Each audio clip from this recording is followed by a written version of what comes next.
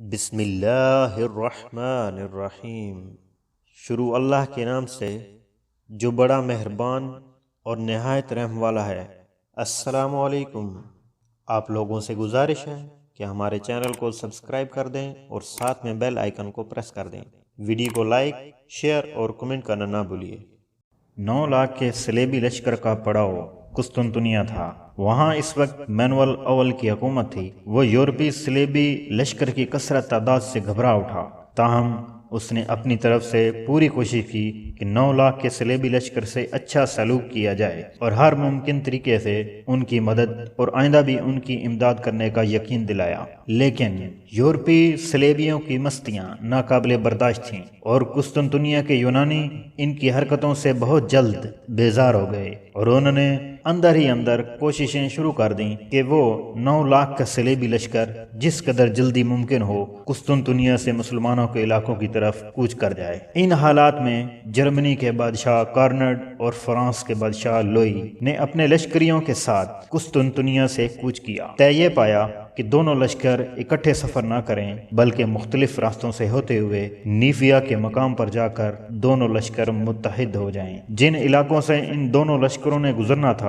وہ علاقے کونیا کے سلجوقی سلطان مسعود کی سلطنت کا حصہ تھے۔ سلطان ملک شاہ سلجوقی کے بعد بے شک سلجوقیوں کے اندر پہلا سا دم خم نہیں تھا، لیکن صلیبی آمد پر اپنی کچھار میں سویا شیر جاگ اٹھا۔ سلطان مسعود سلجوقی نے باری باری اپنے علاقوں میں جرمنی کے شہنشاہ کارنڈ اور فرانس کے شہنشاہ لوئی کو اپنا ہدف بنانے کا ارادہ کیا۔ سلجوقی جنگ کے بڑے ماہر تھے۔ سلطان مسعود سلجوقی نے کوہستانی سلسلوں کے اندر اپنے لشکر کے مختلف حصے کر کے انہیں پھیلا دیا، اور جو ہی جرمنی کا شہنشاہ کارنڈ وہاں سے گزرنے لگا تب سلجوقی ان پر جلتے چڑھتے دکھ کے آتش فشاں کی صورت رات کی گہرائی اداسیوں میں دلوں کو لخت لخت کر دینے والے غم کے بے روک یلغار کی طرح ٹوٹ پڑے تھے۔ جرمنوں کے مقابلے میں سلجوقیوں نے ایسی عظیمت، جرات اور ہمت کا مظاہرہ کیا جس کی مثال تاریخ میں نہیں ملتی۔ بے شک وہ تعداد میں تھوڑے تھے، جنگی تیاری بھی نہ ہونے کے برابر تھی، پھر بھی انہوں نے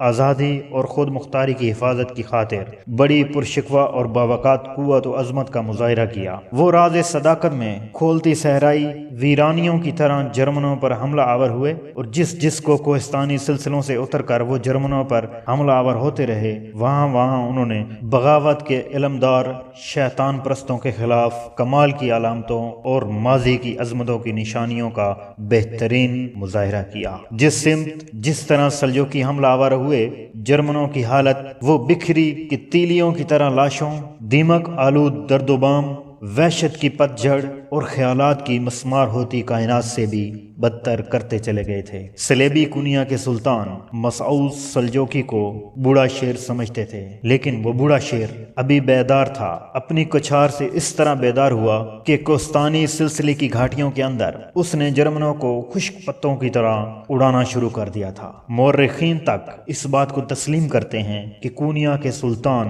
مسعود سلجوقی کے ہاتھوں جرمن کو بدترین تباہی اور بربادی کا سامنا کرنا پڑا، اور وہ اپنا کافی نقصان اٹھائے ہوئے گرتے پڑتے بچے کھچے لشکر کو لے کر مکمل بمشکل تمام نیفیا پہنچنے میں کامیاب ہو سکے۔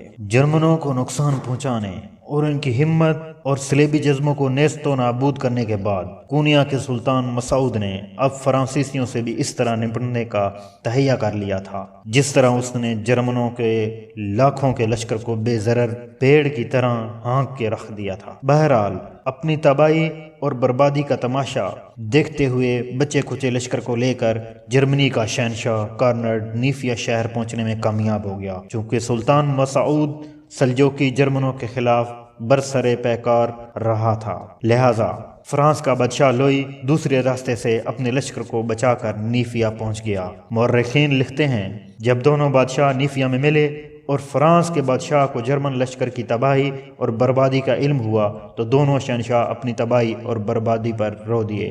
مورخین یہ بھی لکھتے ہیں جب دونوں بادشاہ ایک دوسرے کے گلے لگے تو خوب روئے اور عہد کیا کہ دونوں اکٹھے فلسطین جائیں گے اور یروشلم کو اپنا مسکن بنا کر سب سے پہلے مسلمانوں کے شہر دمشق پر حملہ آور ہوں گے۔ چند دنوں تک دونوں بادشاہوں نے نیفیا میں قیام کیا۔ اس دوران موسم سرما اپنے عروج پر آ رہا تھا۔ سلجوکیوں کے ہاتھوں جرمنوں کے بادشاہ کارنڈ نے ایسی تباہی اور بربادی دیکھی تھی کہ وہ پھر سلجوکیوں کے علاقوں سے ہو کر یروشلم کا رخ کرتے ہوئے ہچکچا رہا تھا۔ لہذا اس نے فرانس کے بادشاہ لوئی سے بہانہ بنایا کہ وہ موسم سرما قسطنطنیہ میں گزارنا چاہتا ہے، اس کے بعد موسم کی تبدیلی پر یروشلم کا رخ کرے گا۔ یہ فیصلہ کرنے کے بعد جرمنوں کا بادشاہ کارنڈ اپنے لشکر کو لے کر محفوظ ترین راستوں سے ہوتا ہوا واپس قسطنطنیہ چلا گیا تھا۔ فرانس کا بادشاہ لوئی جرمن فرمانرواں کے الگ ہو جانے کے باوجود اپنے عزم پر قائم رہا اور بڑی ہوشیاری اور احتیاط کے ساتھ نیویا سے اس نے کوچ کیا اور اب اس کا رخ لاؤڈیسیا کی طرف تھا۔ اس کا ارادہ تھا کہ انطاکیہ کی بندرگاہ پہنچ کر وہ سمندر کے راستے یروشلم کی طرف چلا جائے گا۔ سلجوکیوں کے متوقع حملے سے بچنے کے لیے اس نے اپنے لشکر کے 2 حصے کیے۔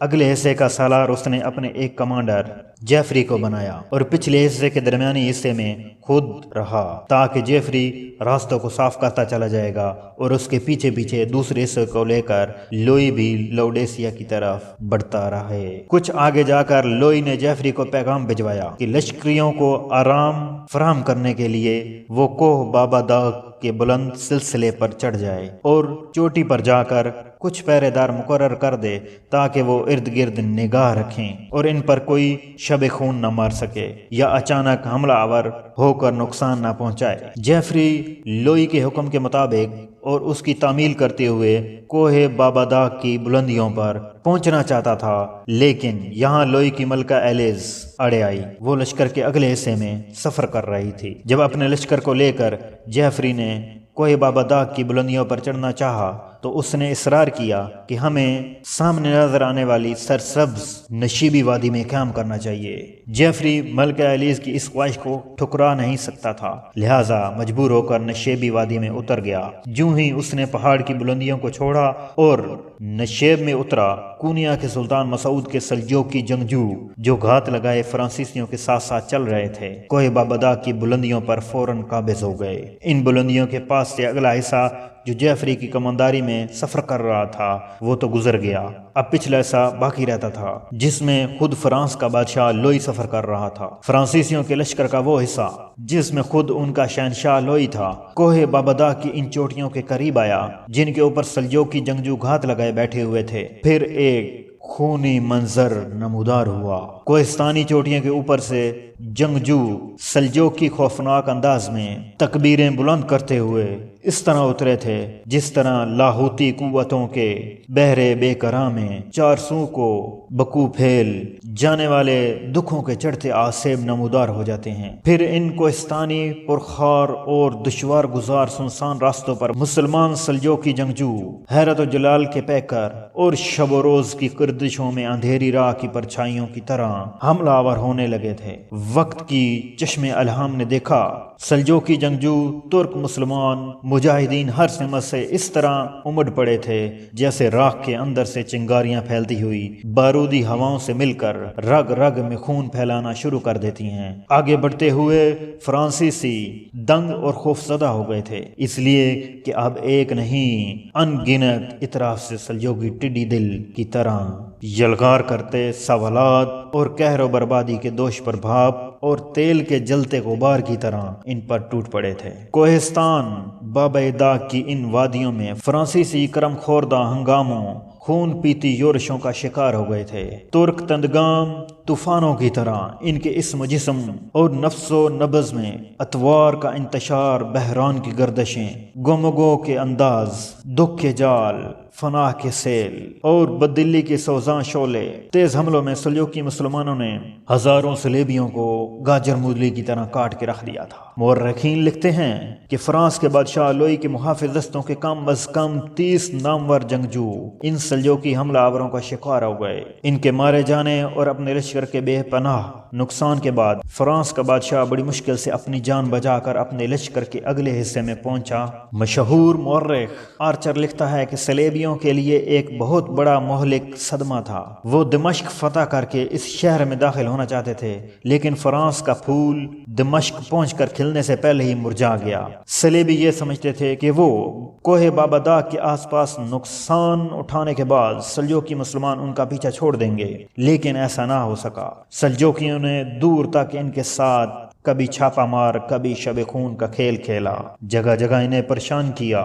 جو لشکری تھوڑی دیر کے لیے علیحدہ ہوتے، ان کا وہ کام تمام کر کے رکھ دیتے، یہاں تک کہ فرانس کا بادشاہ تنگ کوہستانی راستوں سے ہوتا ہوا بڑی مشکل سے انطاکیہ نام کی بندرگاہ تک پہنچنے میں کامیاب ہو گیا۔ جس وقت سلجوقیوں نے فرانسیسیوں پر زوردار حملے کیے تھے، اس وقت فرانسیسی اس طرح بدکے تھے جس طرح خوفناک بکریاں درندوں کے حملہ آور ہونے سے بدکتی ہیں۔ لہٰذا کچھ فرانسیسی انطاکیہ کا رخ کرنے کی بجائے سیدھا آگے بڑھ گئے، اور جب راستے میں انہیں خبر ہوئی کہ جس طرح شاہراہ پر وہ بھاگتے جا رہے ہیں، اس سے آگے الربا کا وہ شہر ہے جس کی خاطر صلیبی جنگ کی ابتدا کی گئی ہے، تو ان کی خوشی کی کوئی انتہا نہ تھی۔ انہوں نے قسمت آزمانے کا فیصلہ کر لیا۔ وہ ایک کافی بڑا بلکہ ایک جرار لشکر تھا۔ وہ چاہتے تھے کہ اگر وہ الربا پر اچانک حملہ آور ہو کر قبضہ کرنے میں کامیاب ہو گئے تو راستے میں جس قدر انہیں دشواریاں اٹھانا پڑی ہیں، ان سب کی تلافی ہو جائے گی۔